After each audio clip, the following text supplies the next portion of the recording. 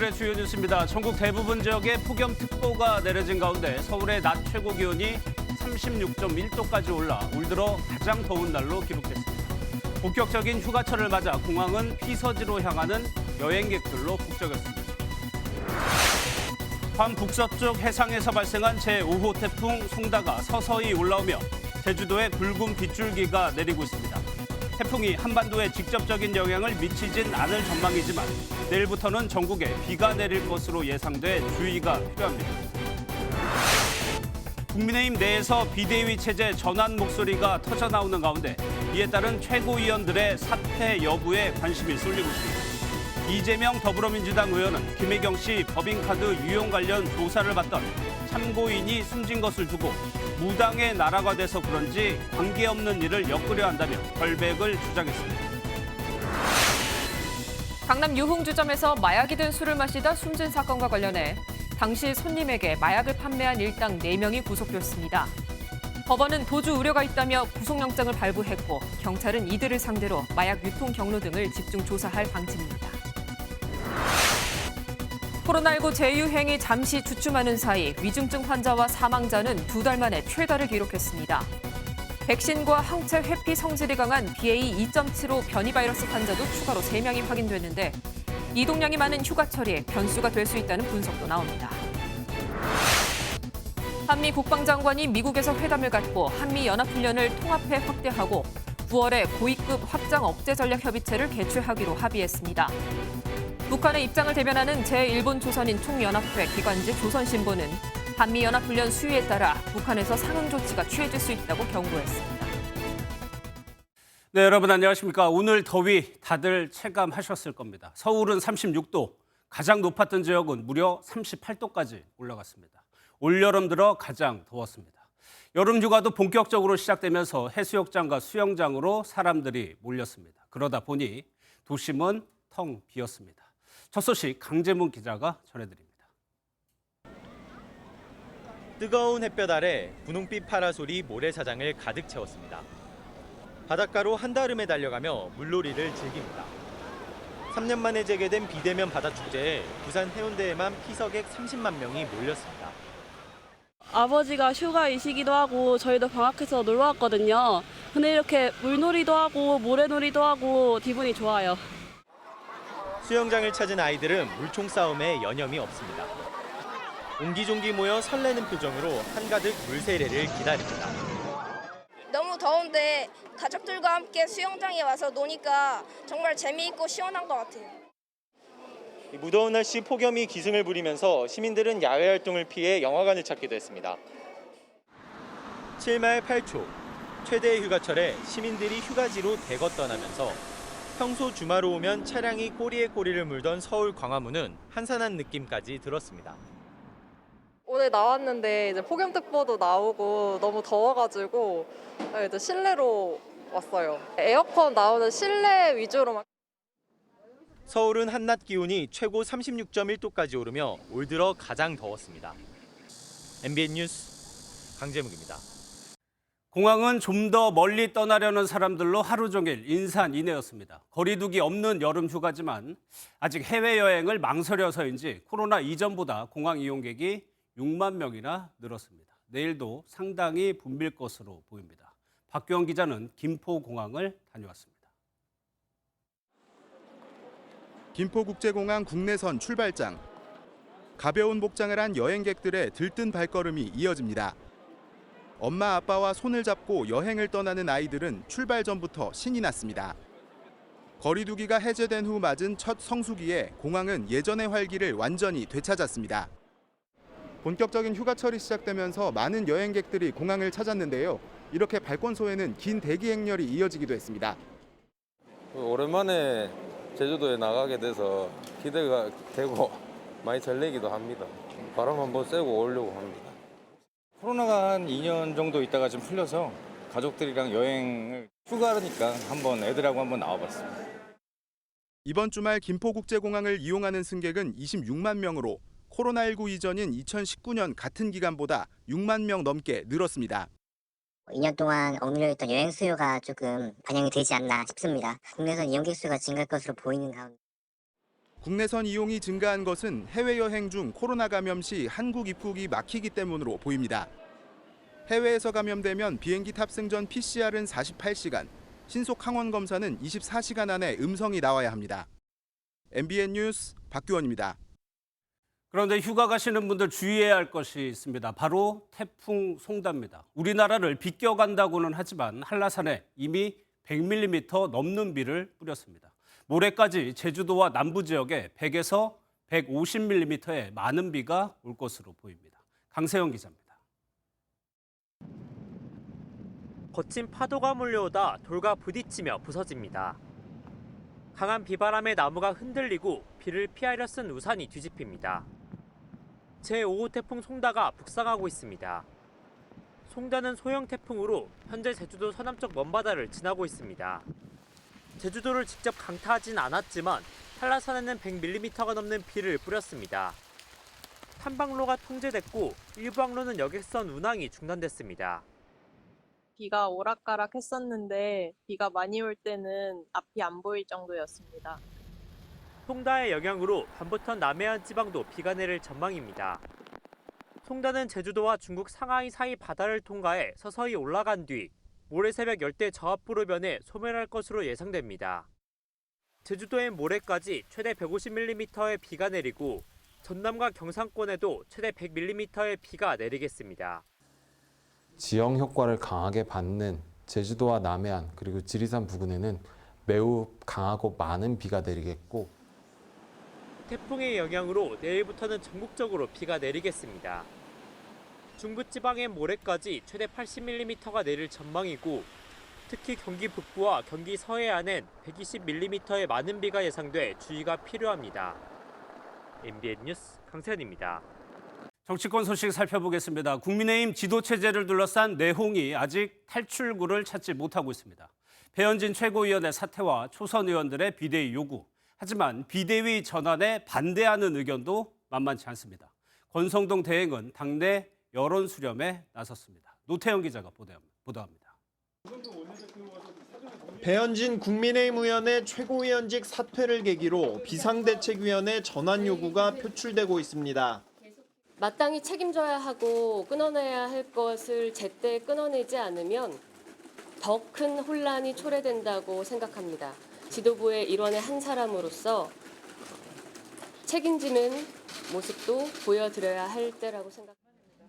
초선 의원 30여 명이 비대위 전환을 촉구한 데 이어 권성동 대표 직무대행도 비대위에 반대하지 않는다는 입장 변화를 보임에 따라 최고위원들에 대한 사퇴 압박이 거세지고 있습니다. 비대위 전환을 반대하는 목소리도 만만치 않습니다. 이준석 대표와 가까운 김용태 최고위원은 SNS를 통해 강요에 밀려 떠내려갈지언정 스스로 원칙을 저버리지 않겠다며 거듭 사퇴 의사가 없음을 분명히 했습니다.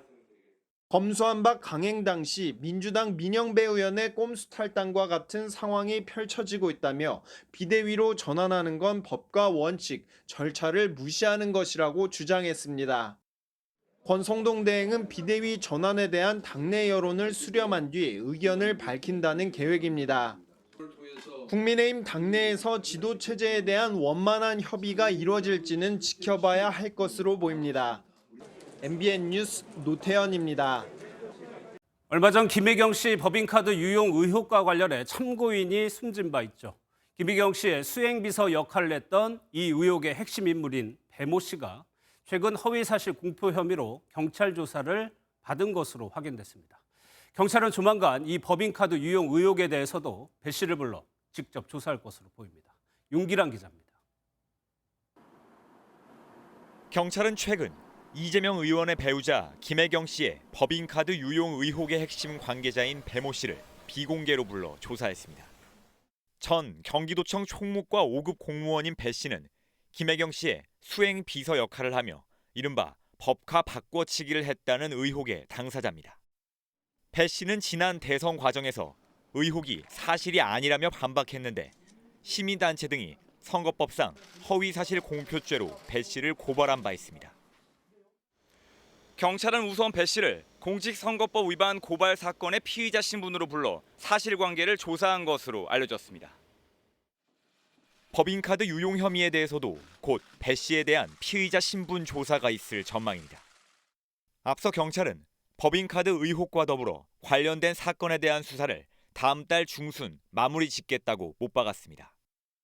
배 씨는 법인카드 의혹으로 참고인 조사를 받고 나서 숨진 채 발견된 40대 남성의 집 소유주로 법카 바꿔치기에 참고인의 개인 카드를 이용한 것으로 알려졌습니다. 이재명 경기지사 시절 도 산하기관 비상임이사로 선발된 참고인은 기무사 출신으로 지난 2014년 이재명 당시 성남시장이 주재한 통합방위협의회의에도 참석한 것으로 확인됐습니다. MBN 뉴스 윤기란입니다. 이재명 더불어민주당 의원은 참고인이 숨진 일과 관련해 나와 무슨 상관이냐며 결백을 주장했습니다. 그러면서 무당의 나라가 돼서 그런지 관계없는 일을 엮으려 한다고 말했습니다. 신재호 기자가 보도합니다. 김혜경 씨 법인카드 유용 의혹 조사를 받던 참고인이 숨진 뒤 관련 언급을 자제했던 이재명 더불어민주당 의원이 처음으로 입장을 밝혔습니다. 이 의원은 무당의 나라가 돼서 이번 사건과 관계없는 특정인을 엮는다며 본인과 무슨 상관이 있냐고 반문했습니다. 무당의 나라가 돼서 그런지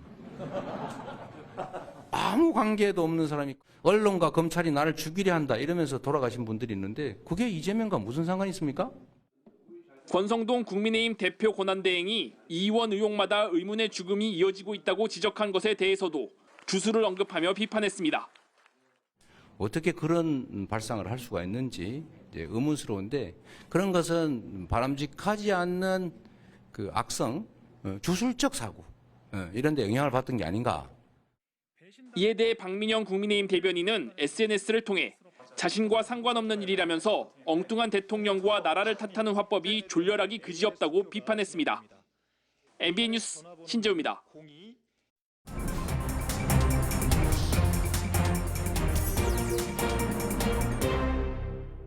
정치권 뒷이야기 알아보는 정치톡톡 시간입니다. 오늘은 안보람 기자 나와 있습니다. 어서 오세요. 예. 지금 최고의 관심사는 아무래도 국민의힘 내부 상황인데 비대위 얘기까지 나왔어요. 그러면 권성동 대행은 일단 물러나는 모양새인 건데 어떻게 되는 겁니까? 네, 권성동 국민의힘 대표 직무대행 사면 초과입니다. 예. 비대위를 반대하지 않는다며 입장을 바꾼 배경 이와 무관하지 않은데요. 초선 63명 중 과반인 32명이 비대위 전환을 요구하고 나섰고 이게 윤 대통령의 의중을 확인해서 반영한 게 아니냐 이런 관측 나옵니다.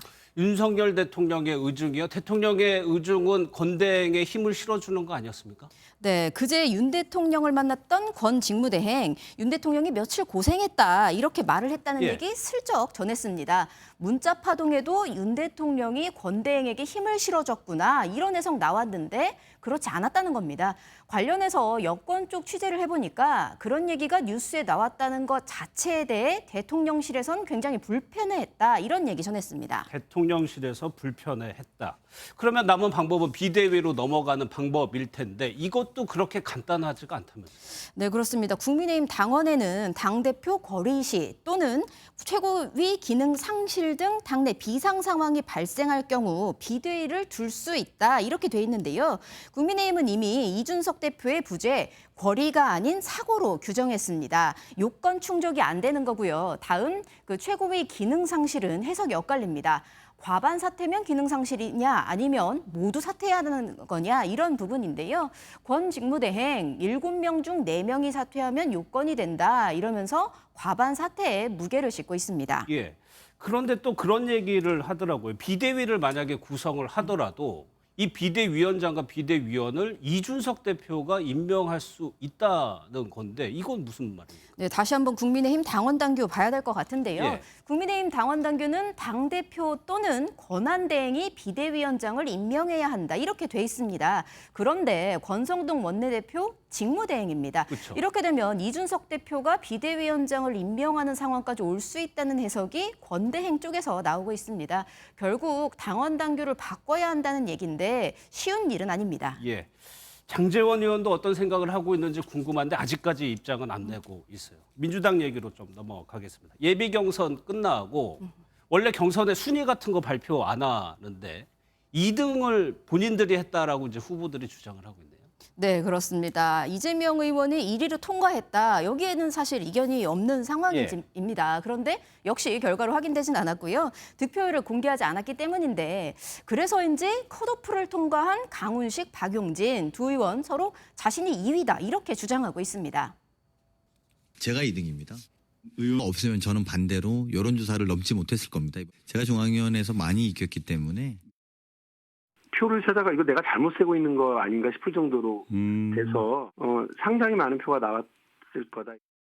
이렇게 얘기는 하고 있지만 당에서 확인 안 해주잖아요. 그렇습니다. 어차피 확인 안 되는 건데요. 단일화를 앞둔 기선 제압이다. 이렇게 보시면 될 것 같습니다. 민주당 예비 경선이 끝나자마자 온통 단일화 얘기뿐인데요. 이재명 대 97그룹의 대결로 짜인 만큼 97그룹의 단일화가 어대명, 어차피 당대표는 이재명이다. 이런 판을 흔들 수 있을 것이다. 이게 최대 관전 포인트가 됐습니다. 그러면 실제로 안 기자가 보기에는 흔들 수 있다고 보여져요? 네, 제가 전당대회 취재하면서 이제 의원들 많이 만나잖아요. 그러면서 가장 많이 하고 또 들은 말 재미없죠? 이거였습니다. 어차피 당대표 누가 될지 뻔하다 이런 의미였는데요. 일부 의원들은 컷오프 이후엔 얘기가 달라질 것이다 이런 전망 내놓기도 했습니다. 이재명 의원이 대선과 보궐선거를 거치면서 민주당을 사실상 장악한 건 맞지만 그렇다고 세가 그만큼 확장됐는가 생각해보면 그렇지 않다는 겁니다. 아, 그래요? 예. 이재명 의원에 대해서 이제 저항력 발언이라고 해서 논란이 조금 됐는데 이 의원이 이 부분에 대해서 좀 굉장히 좀 억울해 하는 것 같아요. 네, 그렇습니다. 정치인들 사실 말을 하는 직업이다 보니까 말과 관련한 구설 잦은 편입니다. 이재명 의원은 즉석 연설을 즐기기도 하고 또 다변가이기도 해서 말로 구설에 오르는 일 종종 있습니다. 지난 대선 때 전두환 공과 발언, 그러니까 공도 있고 과도 있다 이런 발언을 했다가 논란이 일었는데 사과하면서 이런 얘기했습니다.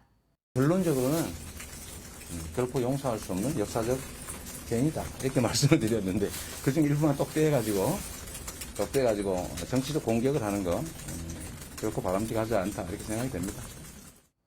안 기자는 실제 발언을 쭉 들어봤을 텐데 어떻습니까? 뭐 이른바 악마의 편집이라는 게 들어간 것 같아요? 아닌 것 같아요? 저는 맥락상으로는 사실 전하고 싶었던 진위는 있지만 악마의 편집이라고 보기는 조금 어려운 측면이 있었다 이런 느낌이었는데요.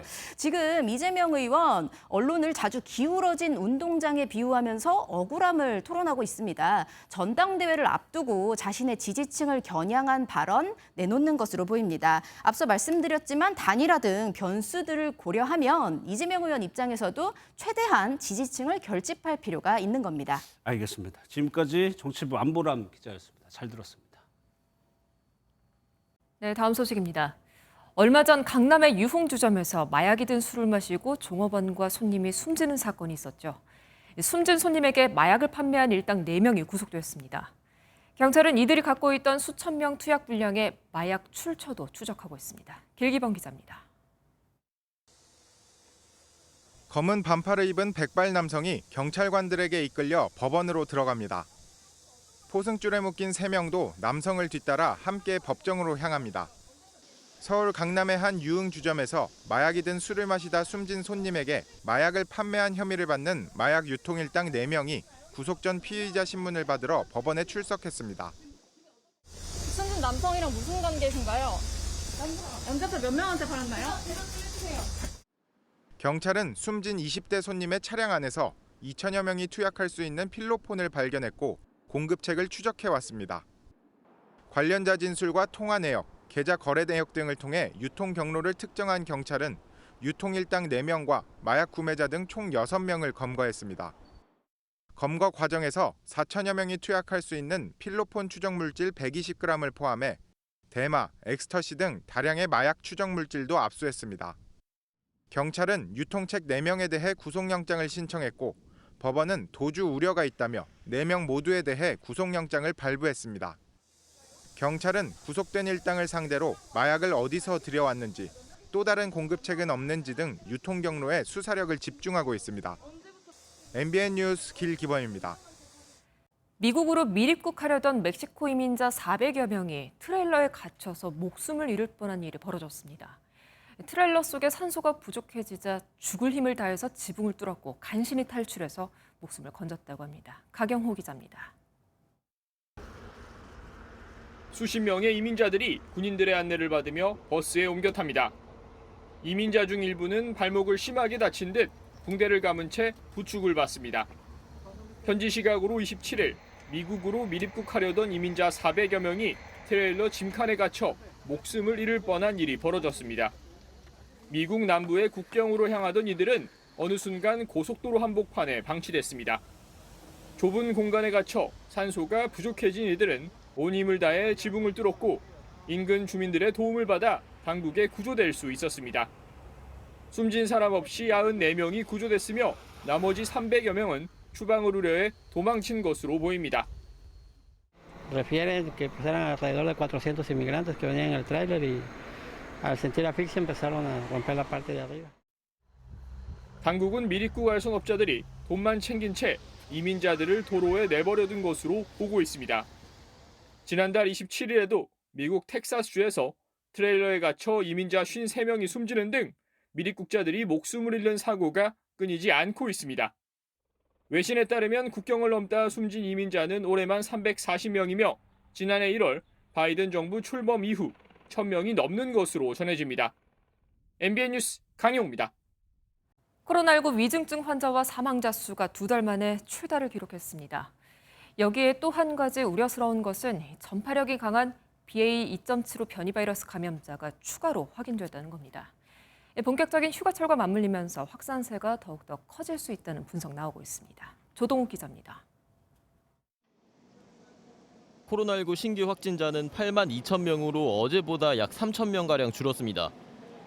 2주 전과 비교하면 확진자 수가 여전히 2배에 가깝지만 지난 27일 확진자가 10만 명을 돌파한 이후 최근 증가 속도는 확연히 감소했습니다.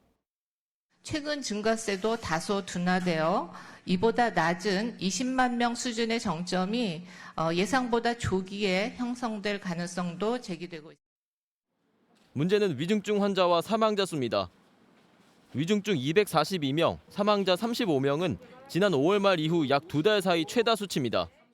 변이 바이러스에 대한 방어 효과도 상대적으로 떨어지기 때문에 전과 같은 위중증 사망 예방 효과를 기대하기가 어려워요. 백신과 면역을 회피해 전파력이 이전보다 훨씬 강한 BA.2.75 변이 감염 환자 3명도 국내에서 추가로 확인되고 휴가철이 겹치면서 재확산 우려를 키우고 있습니다. MBN 뉴스 조동욱입니다.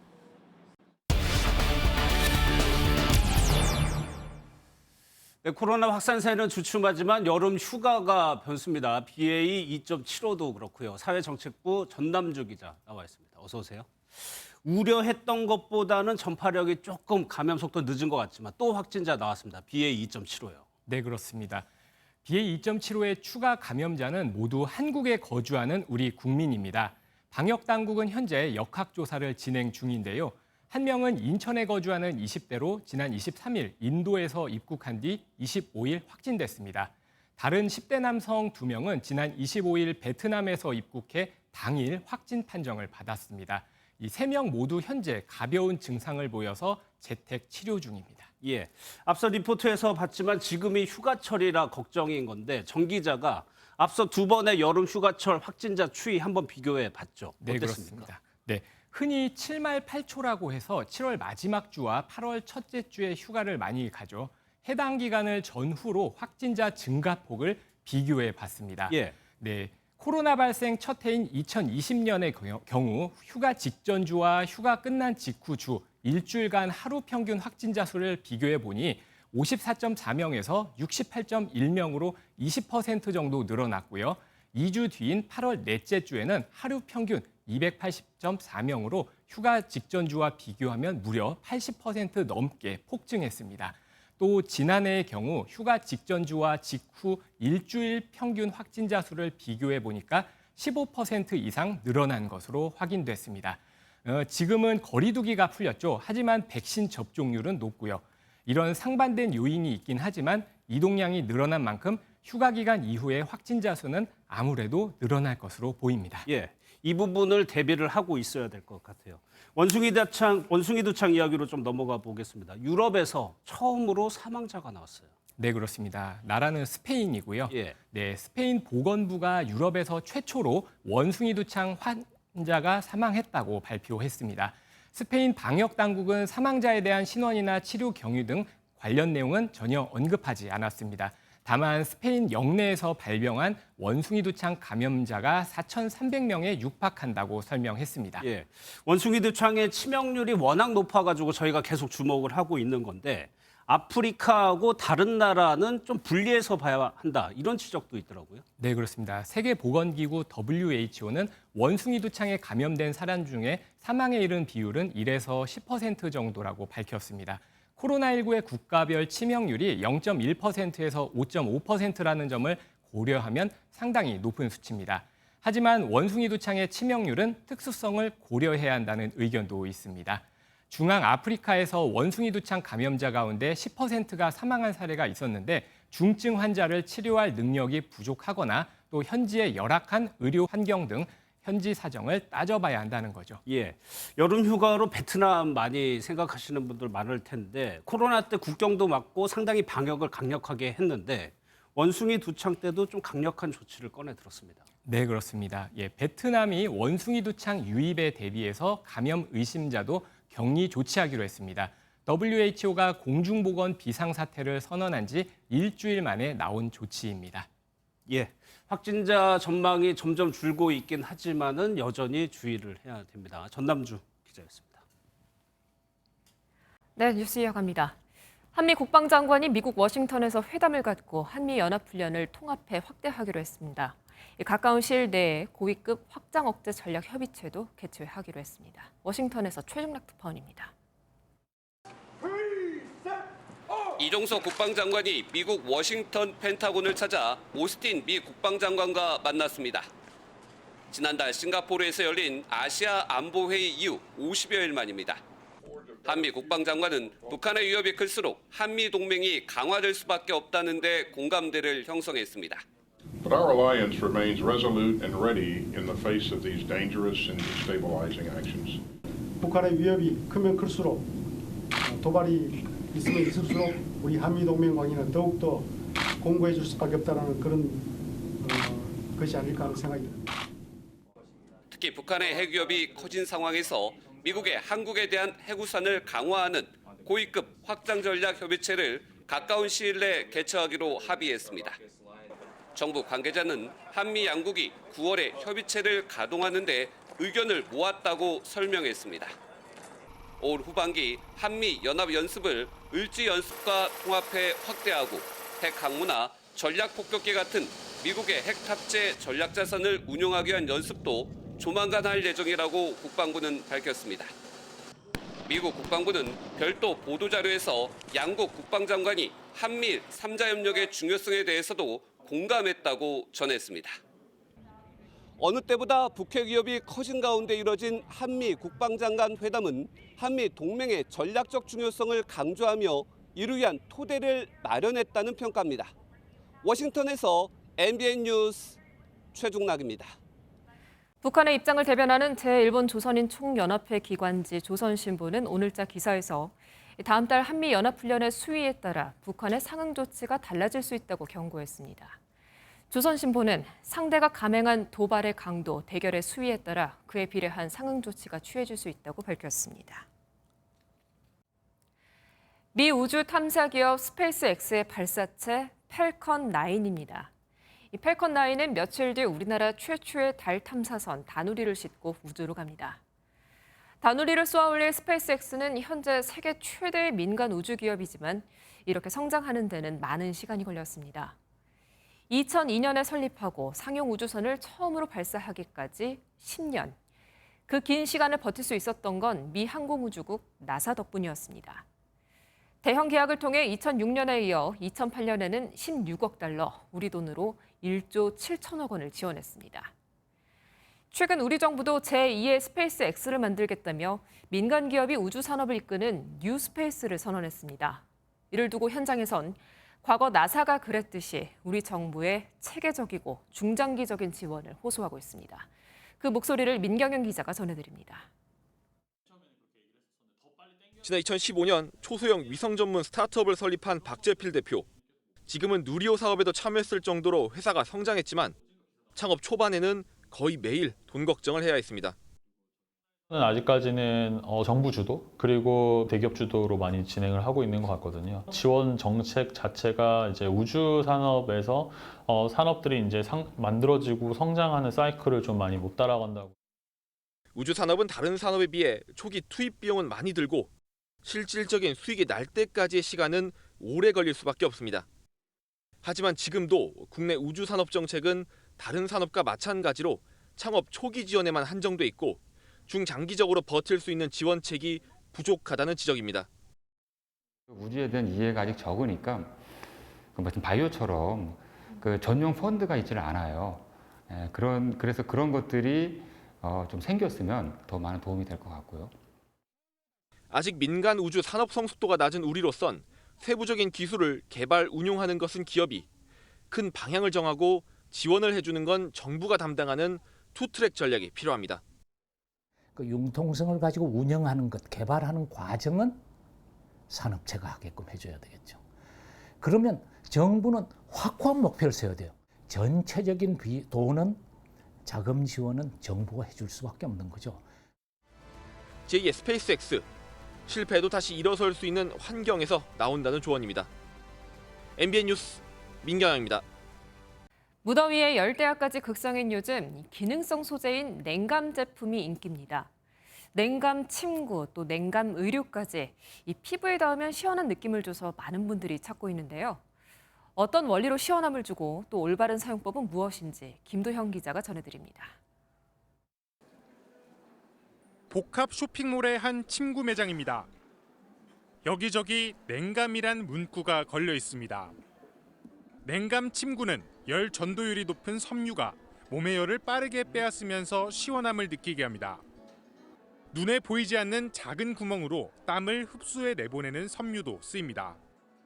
침구뿐 아니라 의류도 이런 소재를 사용합니다. 냉감 의류는 실제로 어떤 효과가 있을까? 냉감 소재가 적용된 바지와 일반 면바지를 직접 입어보고 온도 차이가 얼마나 나는지 비교해 보겠습니다. 야외에서 3분 동안 활동했더니 냉감 소재를 입었을 때 체온이 더 낮게 나왔습니다. 다만 심혈관계 질환이 있거나 노약자는 냉감 소재를 사용할 때 주의가 필요합니다. 노인 연령에 있는 분들은 피부 밑에 있는 조직이 얇아져 있기 때문에 온도 변화에 굉장히 민감하게 반응을 해요. 아무래도 그렇게 혈압이 있거나 심혈관 질환이 있는 분들은 조금 조심하셔야 되고요. 무더운 날씨가 이어지면서 전 세계 냉감 소재 시장 규모는 5년 안에 4조 원대로 성장할 전망입니다. MBN 뉴스 김도형입니다. 지난달 경찰청이 발표한 치안감 인사가 불과 2시간 뒤에 뒤집어진 사상 초유의 일을 두고서 윤 대통령은 국기문란이라며 강하게 질책한 바 있습니다. 이에 국무조정실의 조사 결과 행정안전부에 파견 나가 있던 경찰 고위직의 책임으로 결론이 났는데요. 행안부는 이런 이유 때문에 경찰국이 필요하다고 밝혔습니다. 이성식 기자입니다. 지난달 21일 경찰청은 치안감 보직 인사를 공개했습니다. 하지만 불과 2시간 뒤 인사 대상자 28명 가운데 7명의 보직이 수정된 인사를 다시 발표했습니다. 윤석열 대통령은 강하게 질타했습니다. 참 어이가 없는 일이 벌어졌습니다. 어떻게 보면 국기문란일 수도 있고 인사권자는 대통령입니다. 그리고 아직 대통령 재가도 나지 않고. 야당은 이른바 비선 실세 개입 의혹까지 제기하며 파장은 걷잡을 수 없이 커졌습니다. 2시간 동안에 그 인사가 번복될 때에 무언가의 개입이 있었다. 제가 볼 때는 실세의 개입이다. 이것이 비선 실세냐 혹은 개선의 실세냐. 국무조정실 조사 결과 행정안전부에 파견된 치안정책관이 인사안 전달에 창구 역할을 하는 과정에서 최종안 확인의 책임을 다하지 않은 사실이 확인됐다고 경찰청은 밝혔습니다. 이에 따라 경찰은 치안정책관인 임모 경무관을 중앙징계위원회에 징계 요구했고 인사 홍보 담당관은 경고 조치했습니다. 행정안전부는 이상민 장관이 이 건에 대해 치안정책관과 상의한 적이 없고 인사안을 전달한 사실도 없다고 재차 밝혔습니다. 그러면서 이렇기 때문에 행안부 내 경찰국이 필요하다고 강조했습니다. MBN 뉴스 이성식입니다. 윤희근 경찰청장 후보자가 지난 2016년부터 최근까지 8차례 교통법규를 위반한 것으로 나타났습니다. 더불어민주당 천준호 의원실이 경찰청으로부터 제출받은 자료에 따르면 윤 후보자는 2016년 3월부터 지난해 10월까지 주정차 위반 3건, 스쿨존 과속 등 속도 위반 5건으로 총 8차례 과태료를 물었습니다. 윤 후보자 측은 가족이 차량을 함께 쓰는 과정에서 벌어진 일이라며 이런 일이 다시 발생하지 않도록 유념하겠다고 해명했습니다. 네, 문학의 소식 전해드립니다. 더위를 피해서 미술 전시장 찾아보셔도 좋을 것 같습니다. 거미줄이 같은 그 흰실이 가득한 전시, 그리고 관람객이 마치 4층에 매달린 듯한 착각을 자아내는 신기함까지. 저희 정설민 기자가 이색 전시들을 소개합니다. 거미줄처럼 얽히고 설킨 흰색 실이 전시장을 뒤덮고 배 한 척이 공중에 떠 있습니다. 기억의 바다를 항해하며 미래로 나아가는 인간의 모습입니다. 2번의 암투병과 유산을 경험한 작가는 삶과 죽음의 경계를 시를 엮어 표현합니다. 특히 벼룩시장에서 사모은 연애 편지와 인형의 집 등 육체가 사라진 이들의 기억을 실로 영원히 묶어둡니다. すごく大事なものなのに死んでしまうとそうゴミになってしまう案で記憶をつないでいくっていうのが自分の作品だと思っています。 2008년 미국 대선 후보였던 오바마의 얼굴을 그린 포스터로 이름을 알린 셰퍼드 페어리. 붉은색 꽃이 꽂힌 총과 수류탄 등 강렬한 이미지를 통해 평화와 환경 등 사회 문제에 행동할 것을 주문합니다. It's very important for art to be accessible to people and to create social conversations. 4층 건물에 가까스로 매달리는가 하면 용감하게 외벽을 기어오릅니다. 바닥에 실제 건물 모양으로 구현하고 45도 각도로 초대형 거울을 설치해 착시 효과를 활용한 작품입니다. 진짜로 매달린 것 같아서 되게 신기했고 사진을 찍은 걸 보니까 좀 무서웠을 것 같기도 하고. 전 세계에서 주목받은 이색 전시들이 한국 관람객들도 사로잡고 있습니다. MBN 뉴스 정설민입니다. 주말인 오늘 태풍이 몰고 온 뜨거운 열기에 내륙은 불볕더위가 기승을 부렸습니다. 특히 수도권을 중심으로 기온이 크게 올랐고요. 서울은 낮 최고 기온이 36.1도로 올 들어 가장 높은 기온을 기록했습니다. 한편 제5호 태풍 송단은 중국 상하이로 향하면서 우리나라를 비껴가겠는데요. 다만 태풍으로부터 뜨거운 수증기가 다량으로 유입되겠고요. 지형적인 영향을 받는 제주와 남해안을 중심으로 강하고 많은 비가 집중되겠습니다. 지금도 제주는 호우특보가 내려진 가운데 많은 비가 내리고 있습니다. 차츰 남부지방에도 비가 시작되겠고요. 내일 오후에는 전국 대부분 지역으로 비가 확대되겠습니다. 예상 강수량은 제주 산지에 300mm 이상, 남해안과 지리산 부근에도 250mm 이상의 폭우가 쏟아지겠고요. 그 밖에 내륙 지역에도 최고 120mm 이상의 비가 내리겠습니다. 내일 전국에 비가 내리면서 심한 더위는 조금 누그러지겠습니다. 서울의 한낮 기온 30도로 오늘보다 6도가량 낮겠고요. 남부지방의 한낮 기온도 오늘보다 2도에서 6도가량 낮겠습니다. 또 내일 전남 해안과 제주에는 순간풍속 초속 30m 이상의 강풍이 불겠고요. 너울성 파도도 높게 밀려들겠습니다. 동해안 지역의 내일 한낮 기온은 속초 26도, 울진 27도로 선선하겠습니다. 내일 전국에 내리는 비는 다음 주 화요일까지 길게 이어지겠습니다. 내셨습니다. 오늘 영상 속으로는 어딘가요? 네, 강원도 태백에서 열린 해바라기꽃 축제 현장입니다. 네, 휴가 때 강원도도 많이 가실 텐데 좋은 코스가 될 것 같습니다. 맞습니다. 자, 해바라기 감상하시면서 편안한 밤 보내시기 바랍니다. MBN 뉴스센터는 여기서 모두 마치겠습니다. 고맙습니다.